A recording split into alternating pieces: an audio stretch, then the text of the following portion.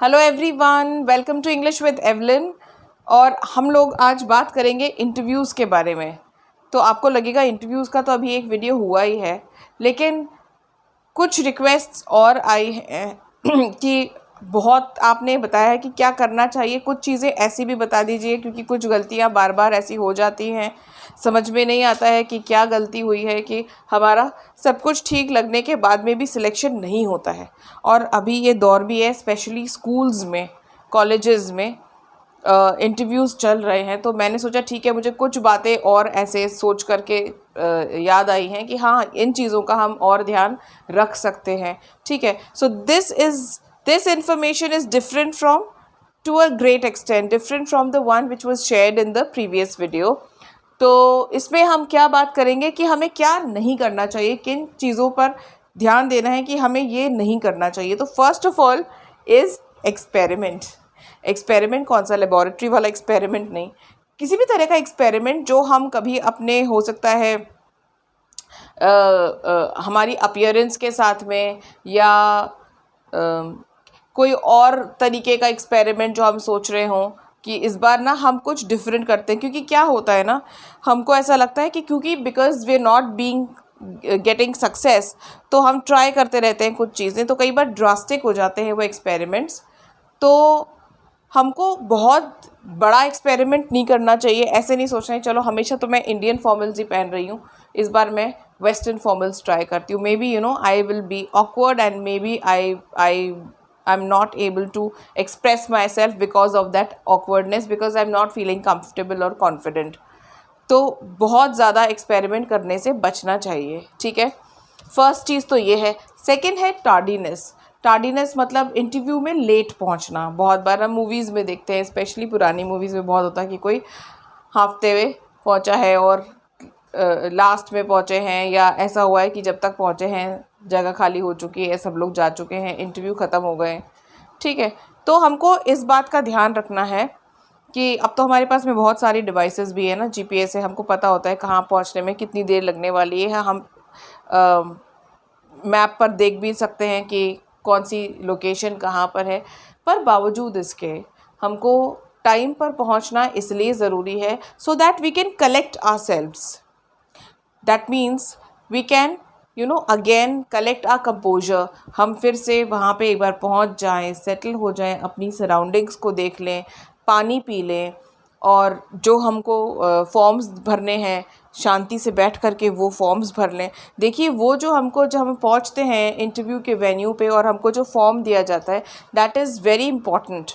बहुत सारे जो उसमें क्वेश्चंस होते हैं उसको भी बाद में एग्जामिन किया जाता है, आपकी सब्जेक्ट नॉलेज से रिलेटेड हो सकते हैं, और दूसरे बहुत तरह के उसके अंदर इंफॉर्मेशन मांगी होती है।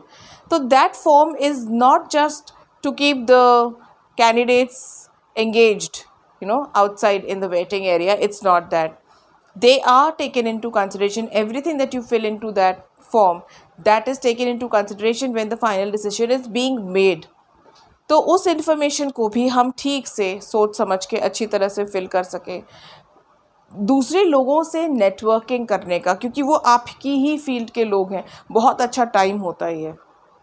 तो जब हम वहाँ बैठे हैं, लोगों से मिलना जुलना, उनसे नंबर्स एक्सचेंज करना, ईमेल एड्रेसेस लेना, ये भी हमको बहुत हेल्प कर सकता है आगे हमारे करियर में। बहुत सारी वैकेंसीज़ पता चल सकती हैं, कुछ कोर्सेज़ पता चल सकते हैं, बहुत सारी। मैंने तो बहुत सीखा है वेटिंग एरिया में बैठ करके, लोगों के साथ में बातचीत करके, और उनसे नई नई वर्क प्लेसेस के बारे में, वर्क एनवायरनमेंट्स के बारे में। बहुत सारी चीज़ें ऐसी होती हैं जो हमको एडवर्टाइजमेंट में नहीं पता चलती है, लेकिन लोगों को पता होती हैं। तो बहुत सारी इन्फॉर्मेशन एक्सचेंज हो सकती है। लेकिन अगर आप लेट पहुँचेंगे, आप एट द 11th आवर पहुँचेंगे, तो आपको कैसे पता चलेगा ये सब? ठीक है, so you miss out on a lot if you reach late. So this is something that you have to avoid. Third thing is rudeness, which may not exactly be rudeness. It may just be because you are nervous, you are behaving in a certain way, but it is construed as rudeness. It is seen as rudeness. ठीक है, कौन कौन सी ऐसी चीज़ें होती हैं जो हम because of lack of awareness या because of lack of composure हम कर जाते हैं, लेकिन वो हमारे खिलाफ चला जाता है वो पॉइंट। बहुत सारी चीज़ें होती हैं, जैसे एंट्री के टाइम पर आपको अनाउंस किया गया you can go, so you know they are waiting and you just enter and drag a chair and sit. No, you still have to wait at the entrance. You have to ask for permission to enter the room. All these things, they're not going to be offended कि तो बिना permission के आ गए. It's not that, but then it just shows your presence of mind, your composure, क्योंकि ये चीज़ें तो ज़रूरी होती हैं, ये soft skills बताती हैं हमारी, और ये soft skills बहुत ज़रूरी होती हैं, है ना।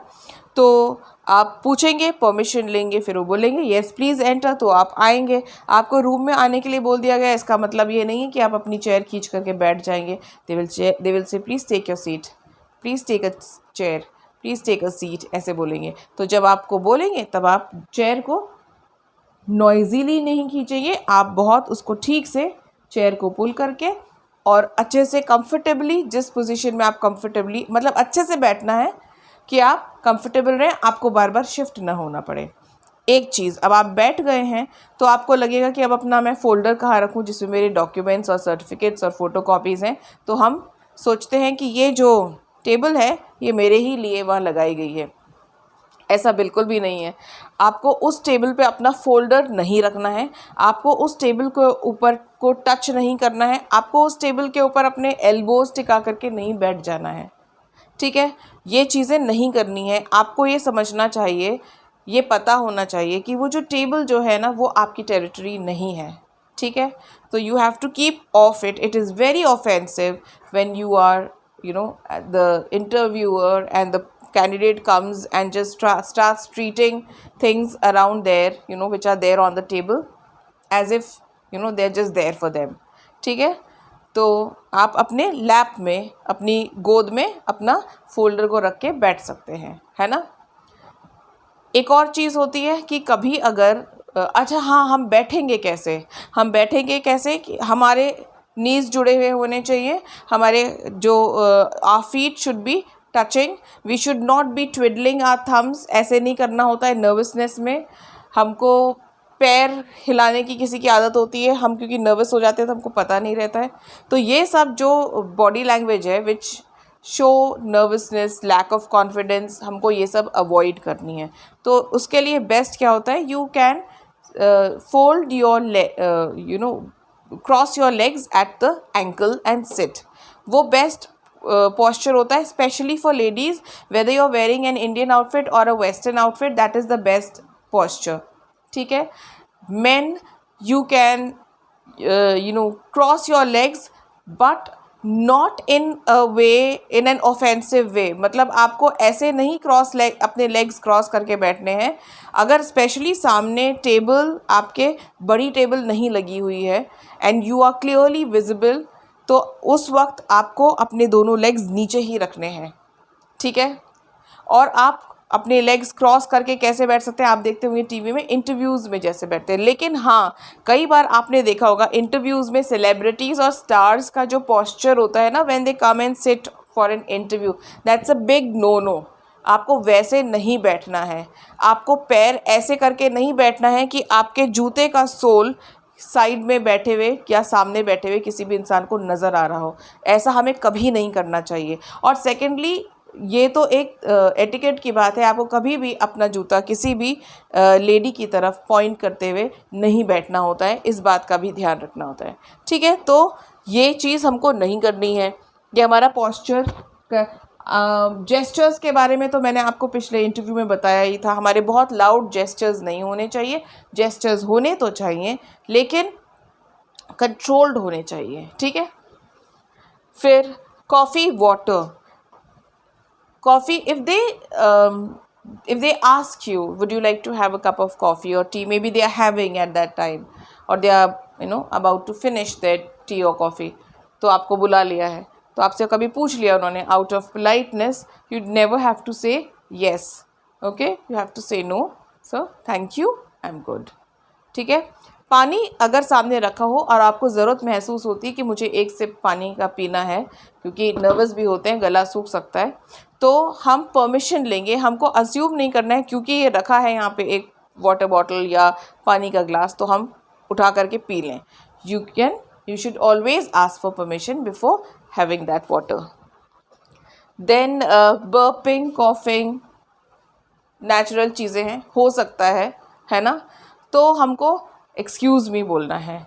ऐसा नहीं हुआ कि हमें खांसी आई और या छींक दिया हमने, और तो हमको और बाकी चीज़ों का भी ध्यान रखना है कि if you are sneezing we have to cover a mouth, if you burped we have to cover a mouth, ये सब चीज़ों का तो ध्यान रखना है, लेकिन एक्सक्यूज़ मी बोलना है उसके बाद में हमें। देन इंटरप्टिंग हमें पता भी नहीं होता है और हम इंटरप्ट कर लेते हैं।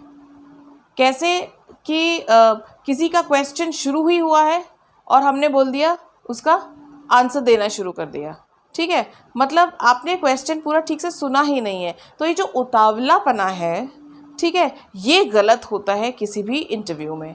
तो आपको पहले पूरा क्वेश्चन सुनना है और उसके बाद में आपको आंसर करना है। या अगर कोई भी क्वेश्चन ही नहीं, कोई और इंटरेक्शन भी चल रहा है, तो भी आपको इंटरव्यूअर की बात को काटना नहीं है, कभी भी आपको इंटरप्ट नहीं करना है।